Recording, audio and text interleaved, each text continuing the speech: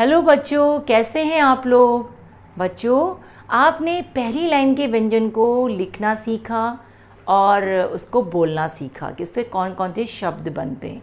आज मैं आपको सिखाने वाली हूँ दूसरी लाइन के व्यंजन और उसके शब्द। आज सबसे पहले दूसरी लाइन में जो पहला व्यंजन होता है वो होता है च। ठीक है बच्चों, तो मैं आपको सिखाऊंगी कि च कैसे लिखा जाता है। इसके लिए बच्चों आप देखिए, आपको ऐसी प्लेन पेपर पे लाइन खींच के रखनी है, ठीक है। और आप इसको कैसे लिखेंगे मैं आपको बताऊंगी, ठीक है। तो इसके लिए बच्चों सबसे पहले आपको एक स्लीपिंग लाइन बनानी होती है, यानी कि एक लेटी हुई रेखा बनानी होती है ऐसे, ठीक है बच्चों। उसके बाद आपको यहीं पर अपनी पेंसिल को रोकना है, ठीक है। और यहीं से आपको नीचे की तरफ एक कर्व बनाना है बच्चों, ठीक है। और वो कर्व आपका थोड़ा इस तरह से जाएगा, दिखाई दिया बच्चों आपको।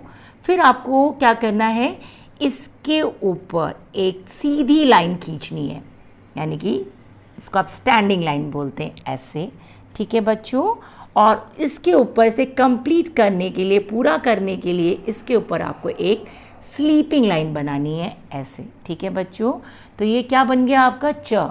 और चा से होता है बच्चों चम्मच, चा से होता है चाबी, चा से होता है चरखा। अभी आपने जो व्यंजन बनाया वो व्यंजन था च।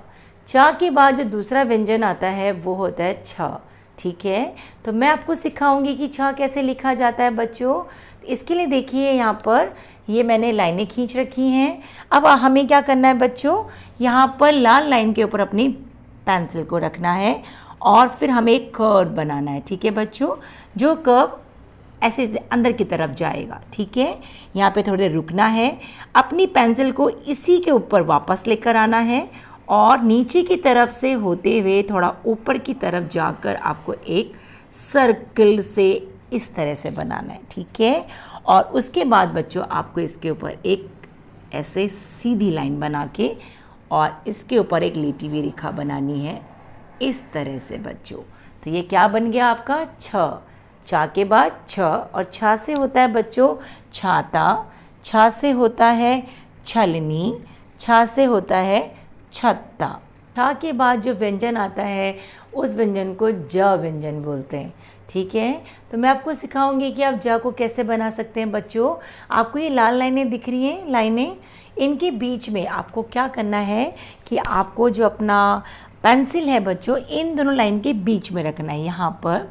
और आपको एक कर्व बनाना है जो नीचे से ऊपर की तरफ जाएगा इस तरह से बच्चों, ठीक है। यहाँ पे रुकना है, थोड़ा आगे आना है, फिर वापस पीछे जाना है और ऐसे करके रुकने के बाद आपको इसके पीछे एक सीधी लाइन, यानी कि जिसको आप स्टैंडिंग लाइन बोलते हैं, उसे खींचना है।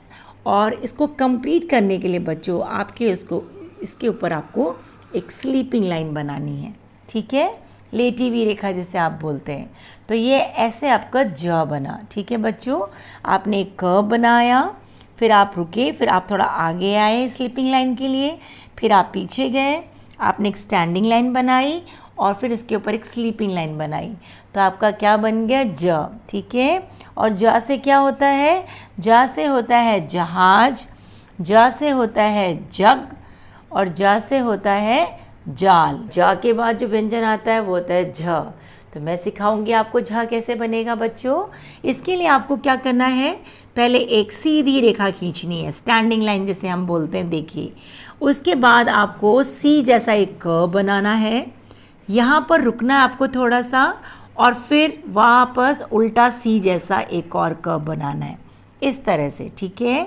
फिर आपको क्या करना है, थोड़ा ऊपर जाना है और एक सर्कल बनाते हुए नीचे की तरफ आ जाना है इस तरह से, क्योंकि आपने ई बनाया है तो ये वैसे ही बन गया बच्चों।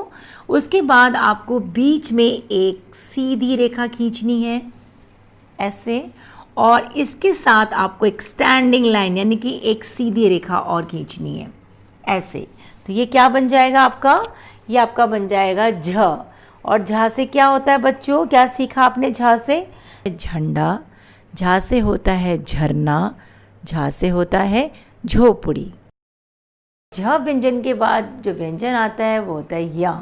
तो मैं आपको सिखाऊंगी उसे कैसे लिखा जाएगा। आपको ये अपनी रेड लाइंस दिख रही हैं बच्चों, इसके बीच में आपको अपनी पेंसिल को रखना है यहाँ पर, ठीक है। और जैसे आप सी बनाती हैं आपको उसी तरह से सी जैसा कर्व बनाना है, लेकिन ये जो आपका कर्व है ये थोड़ा ऊपर तक जाएगा इस तरह से, ठीक है। और इसके पीछे आपको एक स्लीपिंग लाइन बनानी है, लेटी हुई रेखा, और फिर इसके ऊपर आपको एक सीधी रेखा इस तरह से बनानी है, ठीक है।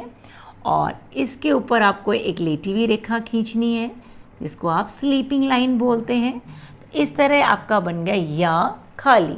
या से कोई शब्द नहीं बनता, या खाली होता है। तो बच्चों आज आपने सीखा च, छ, ज, झ, या। आप इसका अभ्यास अपने घर पे कीजिएगा, ठीक है बच्चों। Thank you.